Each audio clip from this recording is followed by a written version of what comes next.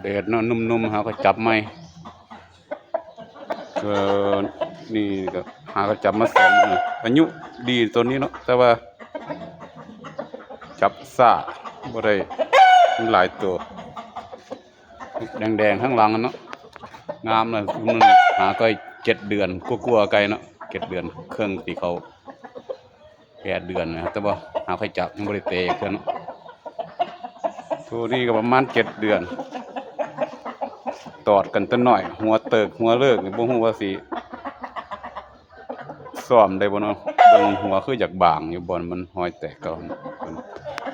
ใหญ่รอยใหญ่มันบ่ได้เป็นพ่อพันธุ์เนาะแทนพ่อซุปเปอร์ด่วนอะไรเนาะมันก็7-8 เดือนให้ถึงได้เนาะหางบ่สุดก็มีพวกเขียวนี่เนาะนี่10 กว่าซุ่มมันขุ่นมือขุ่นยังบ่ค่อยสิเตะลองเบิ่งมันสิเป็นแนวใดเนาะเพื่อเตะแล้วก็สิแบ่งออกน้ำเนาะหลายตัวเพิ่น